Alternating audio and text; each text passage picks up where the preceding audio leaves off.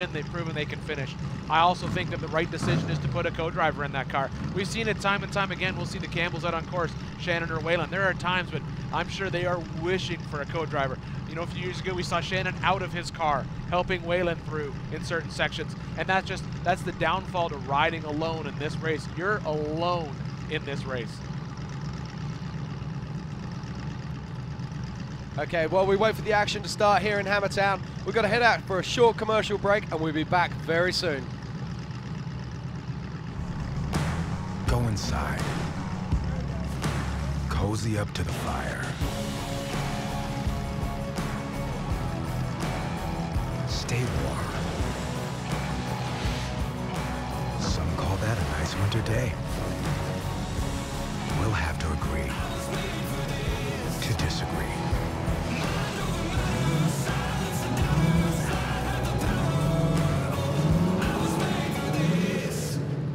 Your bearings shoulder the burden whenever you tow, haul, or stomp the gas.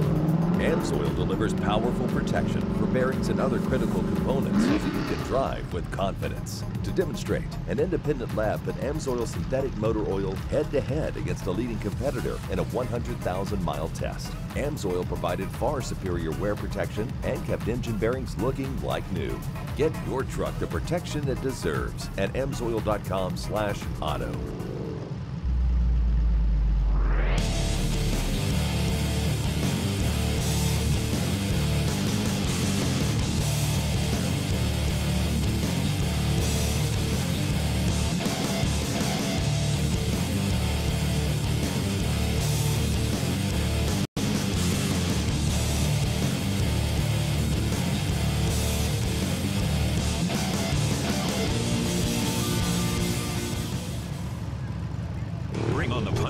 Steel and polyurethane coating is proven protection. The stainless steel formulation shields against corrosion and protects against the toughest terrain. It's weldable, so there's no need to remove the coating. Just weld right on it. Go to steel-it.com for more. Go further. Go safer. Gasoline transfer tanks for Jeeps, SUVs, pre-runners, and chase trucks. Tanks made in the USA, backed by a lifetime warranty. Includes an easy-to-use shaker siphon that transfers over 2 gallons per minute. Proven tough in the deserts of Baja, the trails of Moab, all the way to the race course. Venture further. Visit TitanFuelTanks.com today.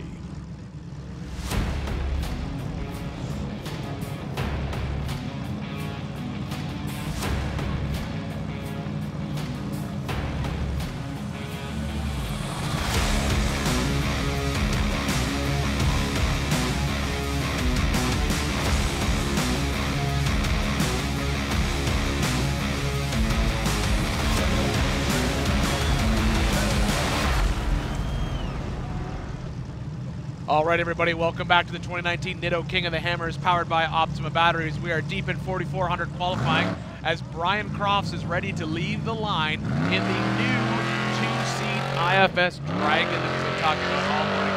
Brian transitioning out of a solid axle car into that IFS car for the first time. I was talking to him earlier. He is super excited.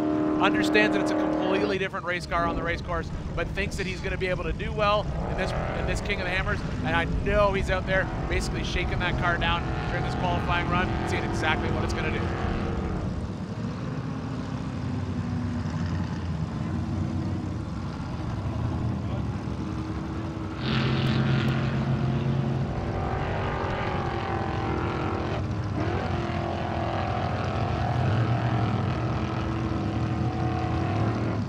Definitely see how well that IFS car works out in the desert section as he heads into the four-wheel parts rock section. No checkup at all, just a quick move through there. Brian is blistering through this section.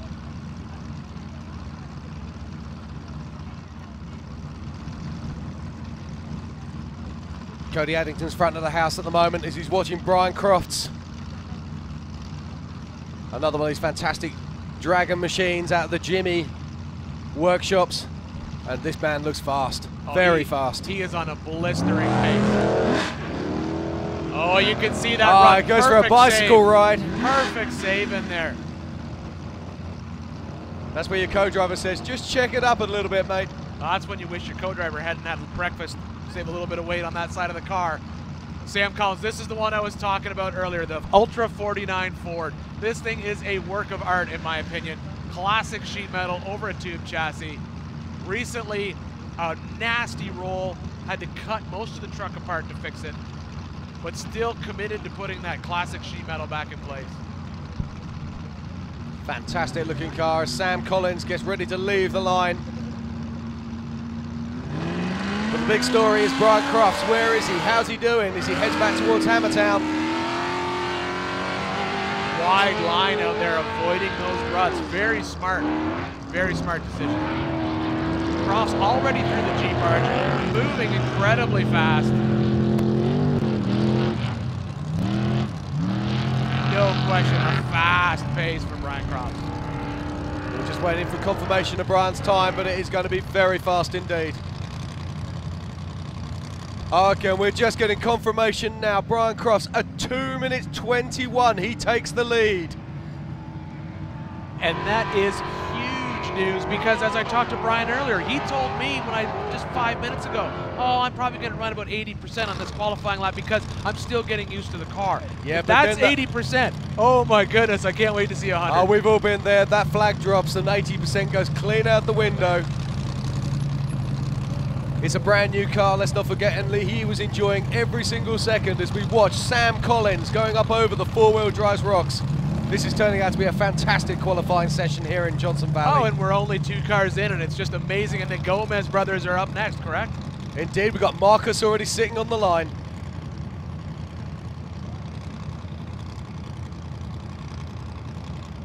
I love watching this truck in action. You know, it is, as I've said many, many times, it's pure commitment to keep sheet metal like that on one of these Ultra 4 cars. So much easier just to go full tube chassis, flat panels that you can quick and easily replace, but he is committed to the classic look of that truck. And it speaks again to what we said all week, the difference in these vehicles. Indeed. I mean, he's giving away some massive weight disadvantages by keeping that panel work. But he stands back and he just says, hey, that's my car. Oh, he makes up for it in the cool factor all day long. And here we go, it's Marcus Gomez roaring off the line now. One of 3 Gomez brothers racing this week in the Joe Thompson UFO cars. So flat through that first corner section. That is where those IFS cars really do shine.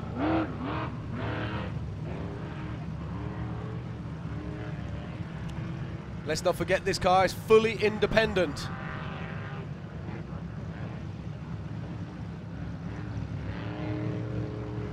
You can really see, you'll notice on those full independent cars, when they take those corners, they will lay perfectly flat, unlike the solid axle rear car, because the rear wants to kick up on one side. And the suspension was dialed in beautifully there, making short work of that choppy terrain as he heads towards the four-wheel parts rocks. Ah, look at the speed through there. That's another incredibly amazing smooth line through that section. And you can see that turn at the bottom, car sits perfectly flat. We were talking about it yesterday, flow, and this man's got flow. He's got it by the bucket load as he makes his way up through to the back of short bus.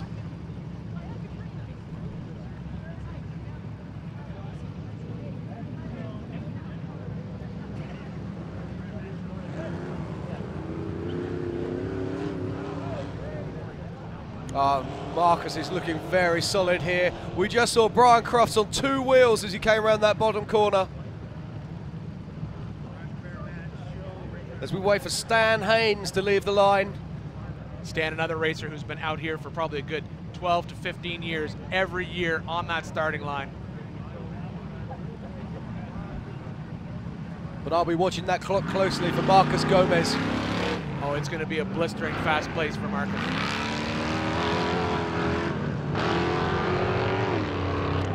You can see him in the bottom right of your screen.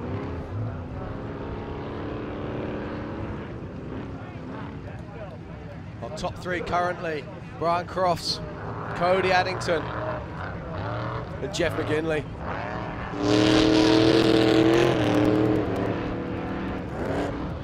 Look at that car corner heading. Oh, look at that. Marcus absolutely giving it everything as he comes through to the Jeep arches. Oh, and we have a rollover with Haynes in the short course. Let's watch Marcus Gomez cross the line and a rollover just behind him. Stan Haynes getting it crossed up as he comes through the turns.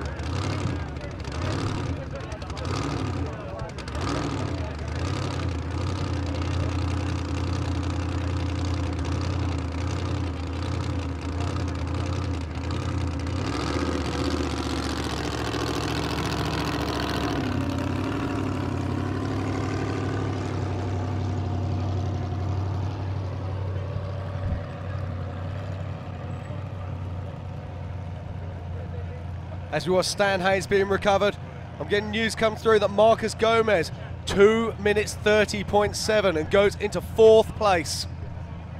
Just goes to show how fast that previous lap was of Brian Croft's, where he banged down the incredible 2 minutes 21.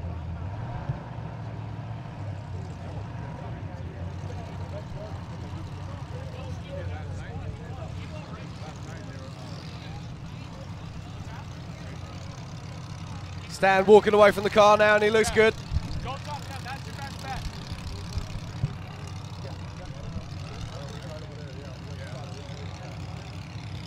The recovery crews will soon have this back on its wheels and we'll be back to some more qualifying action. Certainly no shortage of action so far. I think that's our 3rd rollover today.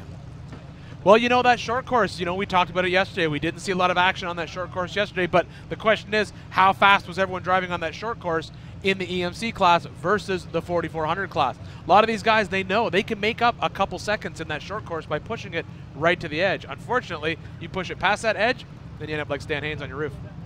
Indeed.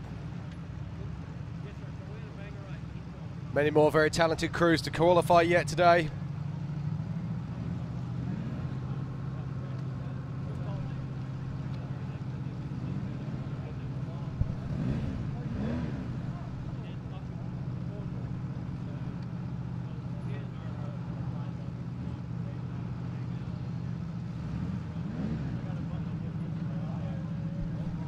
So Stan Hayes' car is back on its wheels. They'll get him somewhere safe and we'll be able to restart this qualifying session. Let's not forget we're qualifying today for the 4400 class for start position for Friday's main race. The 2019 Nitto King of the Hammers powered by Optima batteries.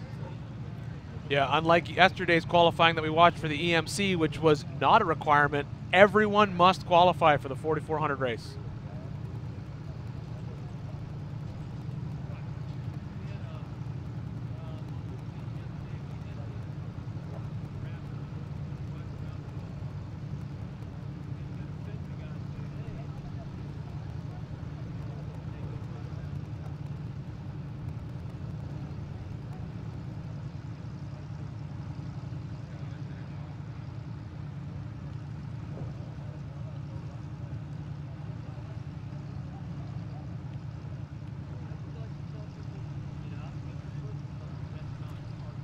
So while we're waiting for the course to clear, we're just looking at our start line now, and there it is. It's Hells Bells, 666, Matt Thorson, 1,000 horsepower and 54 inches of pure terror. You can't go wrong with a 54-inch style tire. You can't. Or 1,000 horsepower. All right, while we wait for the next driver to lead the line, we're going to take a quick break here from the action at the 2019 Nitto King of the Hammers, powered by Optima batteries, 4400 qualifying. 4WP is more than a store. We're truck and Jeep experts and have been for over 50 years. From wheel and tire upgrades to full custom builds, 4WP has you covered. Whether you want to order the best parts online or shop in store, do the work yourself, or get it done by a pro, all roads lead to 4WP. Do your rig right. Shop online or find your store at 4WP.com.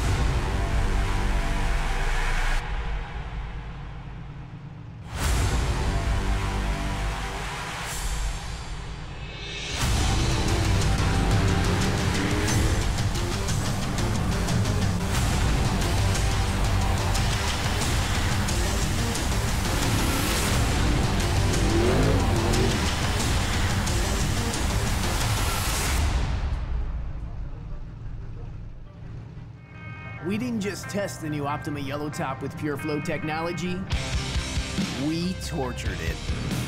King of the Hammers is 181 battery-killing miles of relentless, unforgiving hellishness. It's one thing to call yourself the ultimate power source. It's another thing to prove it. The all-new Optima Yellow Top with Pure Flow technology with up to 3 times the battery life. Unsurpassed performance built to fit today's vehicles. Optima, the ultimate. Okay, here we are. Welcome back to the 2019 qualifying for King of the Hammers on Friday as we watch Matt Thorson and Hells Bells 666 hauling off the line. You know, that's a lot of car to move that much tire. It's an incredible vehicle, this. Matt's such a nice guy as well. Stop him, talk to him about his car. He'll tell you about every single nut and bolt. You know, we talked about it before, the difference in the cars and how many different cars are out there. I mean, that's Rockwell axles, 54-inch tall tires. You know, there is probably enough weight in the front and rear axle of that car than an entire bomber. Indeed. And he gets better and better each year. I don't think he's yet to finish this race. You can just watch those huge balloon tires there bouncing away. But just watch this as he comes to the rocks. Those tires making those rocks look very small indeed. Using that rear steer. For anyone unfamiliar with a Rockwell axle, that axle comes out of 2.5-ton and 5-ton military trucks. The dry weight on one of those axles, I believe, is close to 1,000 pounds.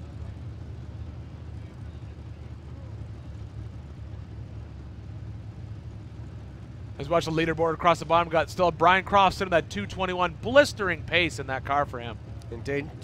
We're forgetting that Jeff McKinley laid down a fantastic time there at 227. We've got to give him some props as well because that was a superb run. Oh, absolutely. And I thought it would hold all day.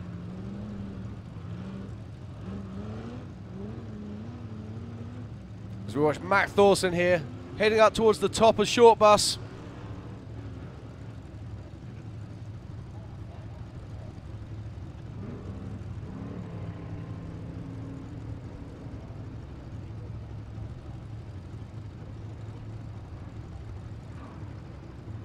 You can see those 54-inch tall tires working their way down the hill.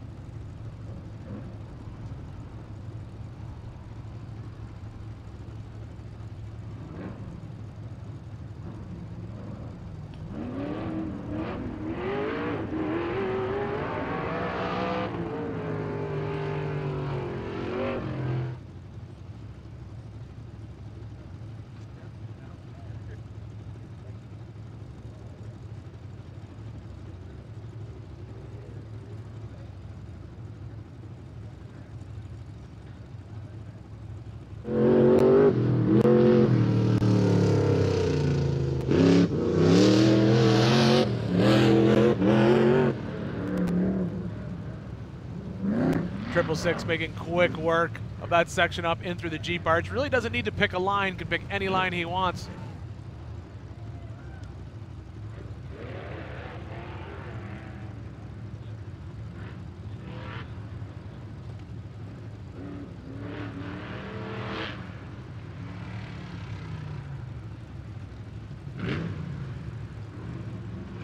through and across the line. Great, great pace.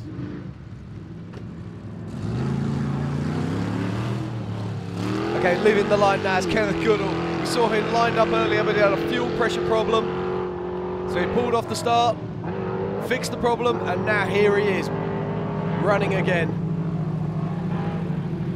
I think we'll see another fast pace right here. You can see him pushing through the short course. Yeah, another IFS car.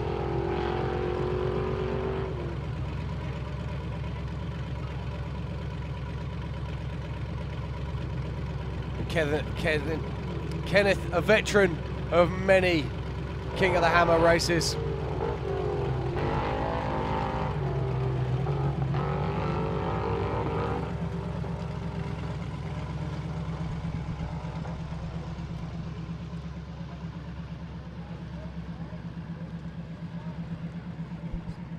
So watching Kenneth Goodall making his way past the four-wheel drive rock section.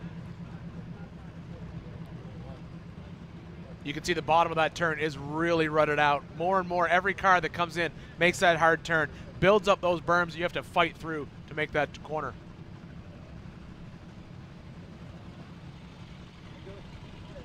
Oh, this is superb footage here as we see him making his way out through to the bottom of short bus once more.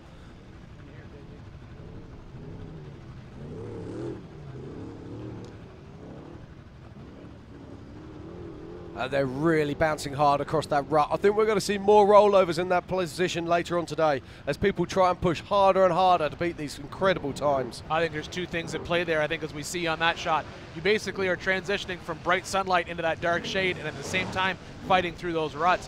One misstep in that section, we saw Brian Crofts up on two wheels, the same spot. You know, unless you're on your game at that spot, you can end up on your roof. Kenneth's got a puncher, look at this. That left-hand rear tire. That's okay, at this point at a certain speed, it will self-inflate.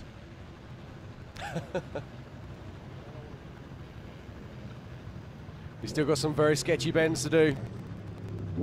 It is an unfortunate situation. It is ideal that it is a rear tire. That means he can still steer. He'll still be, he's close enough to the end right now. There's no point even worrying about it. You just drive through, hope the wheel stays together, and make it to the finish.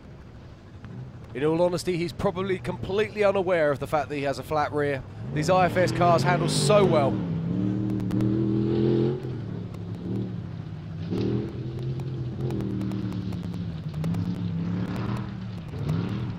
That's a nice run there from Kenneth Goodall. And next on the line is Jeremy Brown, car number 50. Hoping to qualify well here for the 4400 class for the 2019 Nitto King of the Hammers powered by Optima batteries. You can just see at that starting line of that first turn, there it is rutted out so much on that inside line. A lot of the cars are leading out, taking that wide right turn.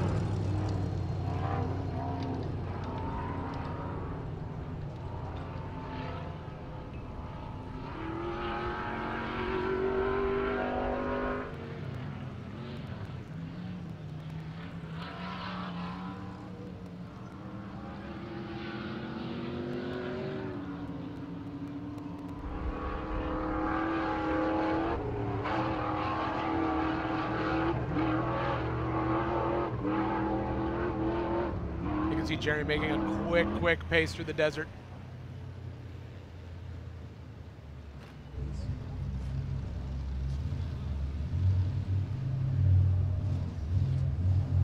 Up through the four-wheel parts rock section, back down into that one turn that we're just seeing getting worse and worse. Takes a wide line on that to stay out of those ruts.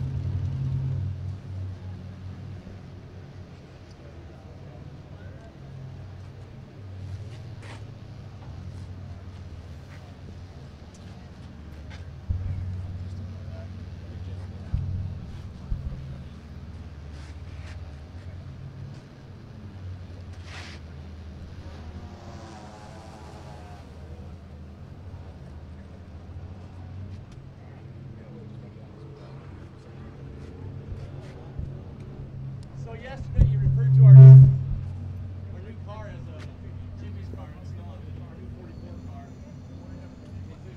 Okay, watching Jeremy Brown now as he heads up over the top of short bus. Nice steady run from Jeremy. He's not going to trouble the leaders, but he's keeping it clean. And as we wait for Jeremy to come on down through the final bits, I'm joined on stage now by Cody Addington, our current second place runner on course. Cody, how was that today? Went pretty good. Fought some steering issues right off the gate, but knew there was nothing we could do and just pushed it as hard as we could without making too many mistakes. So Brian just killed it out there. That was an amazing run. That was absolutely fantastic. Man, I mean, where did he find nearly 9 seconds? I mean, that's remarkable. No, 4 seconds. Was it 4? I apologize. Yeah, he took a different line on the outside of the hill, and he just destroyed the rocks. I mean, it was clean as heck, so got to give it to him also in a new car. And, you know, I knew I wasn't going to be on the pole all day, but I'm still happy where we are for the race on Friday. Yeah, I think, what do you reckon? You're going to be well inside the top 10, I'm guessing. You never know. Who knows? I mean, I thought 4 seconds, that's fast. So, you know. Yeah, it is, yeah. I just got to let it play out, and it is what it is at this point. So you're going to be making any changes to your car before the race? You're going to pull any transfer boxes, put different ratios in, or do anything different? Not much, no. Just figure out what we got going on. I think we still just have some air in the system from rebuilding the car, and we'll get it dialed, though. Fantastic. Well, good luck, Cody Addington. Thank you.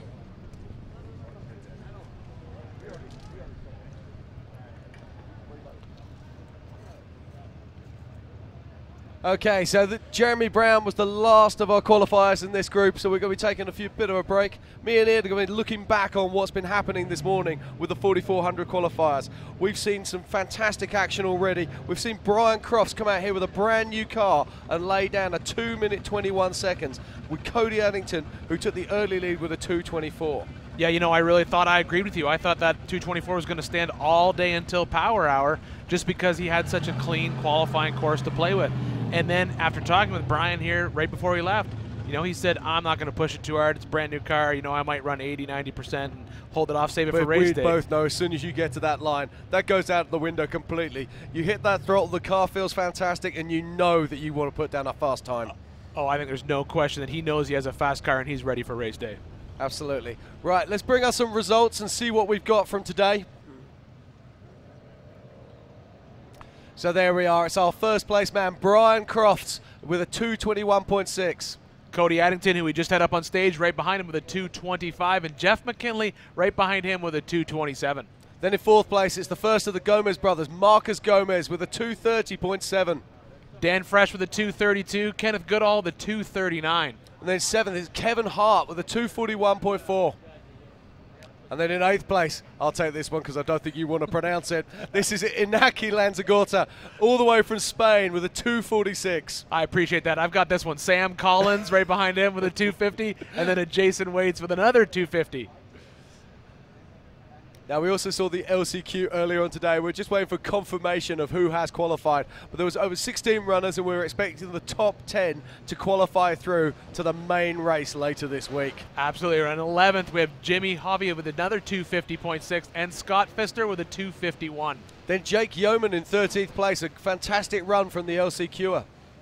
Brian McVeigh, 2:57. Eric Wicks, 2:58. And then we're finally into the 3-minute mark at position 16 with Jeremy Brown. Which is remarkable. We saw so many cars over 3 minutes yesterday with the 45s, 46 and 4800s. Then his 17th position is James Sweeney with a 3:02.